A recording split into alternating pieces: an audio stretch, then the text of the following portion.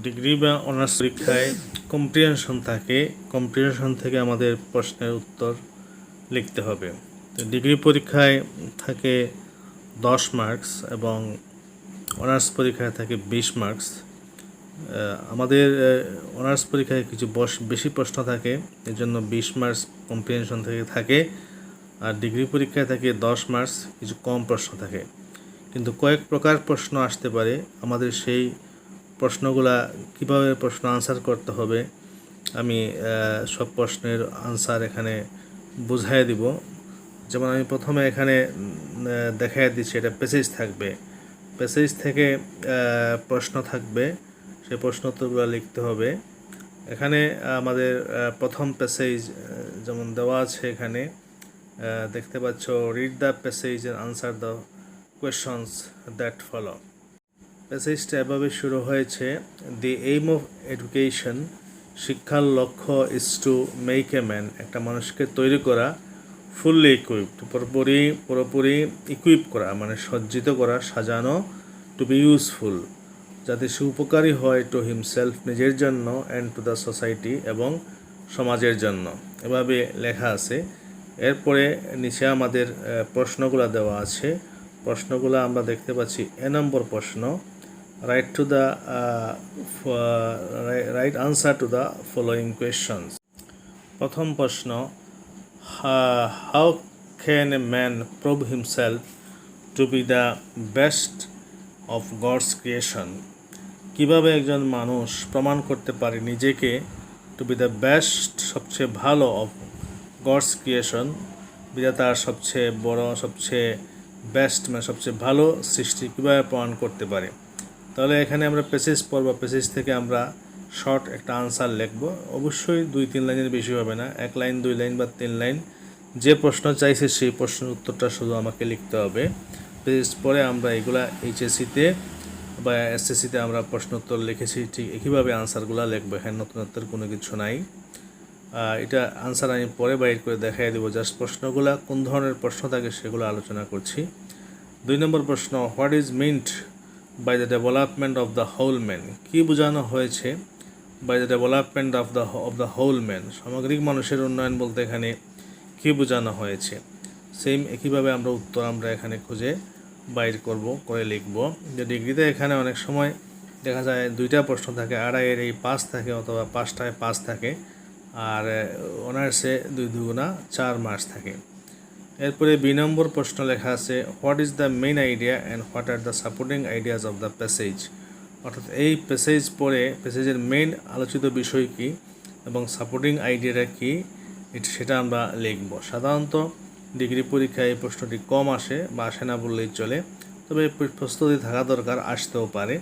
আমরা জাস্ট এখানে প্যাসেজ পড়ে মেইন আইডিয়া কী এবং সাপোর্টিং আইডিয়া কী আমরা সেটা বাইর করে লিখব। আমি আনসার দেখাই দেব পরে, এখন আর দিচ্ছি না। এরপরে 3 নম্বর প্রশ্ন, write down meaning of the following words, নিচের ওয়ার্ডগুলার মিনিং লিখো, অর্থাৎ শব্দের অর্থ লিখতে হবে। যেমন এখানে ইউজফুল লেখা আছে, এখানে ইউজফুলের অর্থ ইংরেজিতে লিখতে হবে। যেমন ইউজফুল মানে উপকারী, আমি বলতে পারি এসেনশিয়াল লেখার পরে আমি এসেনশিয়াল দিয়ে একটা বাক্য তৈরি করতে পারি। ইউজফুল মানে উপকারী মানে প্রয়োজনীয় মানে নেসেসারি, অথবা এসেনশিয়াল লেখার পরে আমি বলতে পারি it is an essential thing. ছোটো ছোটো বাক্য লিখলেই চলবে, এটা একটা এসেনশিয়াল জিনিস। একইভাবে যেমন লেখা আছে এখানে প্রোভাইড মানে যোগান দেওয়া মানে এখানে সাপ্লাই দেওয়া, প্রোভাইডের পাশে লিখতে হবে সাপ্লাই, আর সাপ্লাই দিয়ে আমরা একটা বাক্য তৈরি করব। আমি বলতে পারি he tried to supply me the medicine, সে আমাকে মেডিসিন সাপ্লাই দেওয়ার চেষ্টা করেছিল। এভাবে আমরা এখানে 4টা আছে অনার্সের জন্য, 4টায় 4 মার্ক। ডিগ্রিতে অনেক সময় 5টা থাকে, 5টায় 5 মার্কস দেওয়া থাকে। এরপরে 2 নম্বর প্রশ্ন, what is the keyword in the first sentence of the passage, প্যাসেজের প্রথম সেন্টেন্সের কিওয়ার্ড কী। অনেক সময় প্রথম সেন্টেন্সও আসতে পারে, শেষ সেন্টেন্সও আসতে পারে। শেষ সেন্টেন্সে অথবা প্রথম সেন্টেন্সে আমরা পরে বুঝবো এখানে মূল আলোচিত শব্দ কোনটা, মূল শব্দ এটাই হলো কিওয়ার্ড। আমরা এটা বলবো, যেভাবে বলতে হবে, এটা আমি পরবর্তীতে অন্য একটা আলাদা ভিডিওতে কীভাবে আনসার লিখতে হয় সেটা বুঝাই দিব। জাস্ট এখানে বোঝাতে চাচ্ছি, এভাবে বলবো the keyword in the first sentence of the প্যাসেজের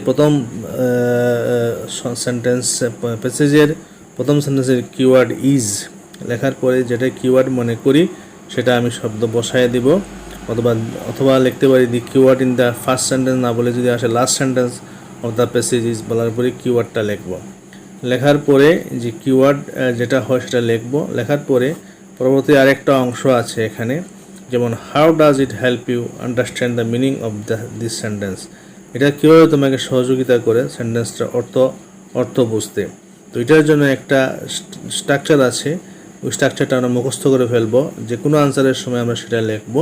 যেমন আমরা এইভাবে লিখব because the meaning of the whole sentence, কারণ meaning of the whole sentence সম্পূর্ণ সেন্টেন্সের অর্থ, meaning of the whole sentence depends on this word, এই ওয়ার্ডের উপর নির্ভর করে, এই শব্দের উপর নির্ভর করে।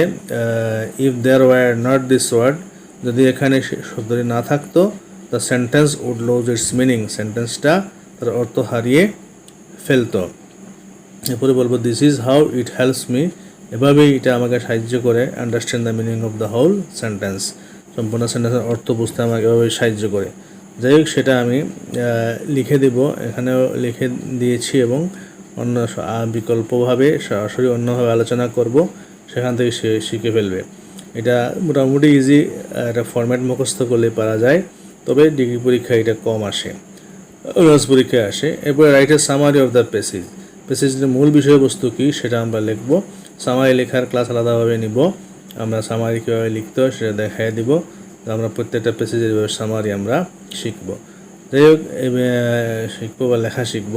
এভাবেই আমাদের প্যাসেজের আনসারগুলো আমাদেরকে লিখতে হবে। এভাবে মূলত ডিগ্রিতে মূলত 2টা প্রশ্ন থাকবে, 5 দুগুণা 10, আর আমাদের ইয়েতে অনার্সে মোটামুটি 20 মার্কের প্রশ্ন থাকবে, A B C D E পর্যন্ত থাকবে। প্রতিটা মোটামুটি 4 মার্কস থাকে, তার মধ্যে 20 মার্কের প্রশ্ন আনসার করতে হবে।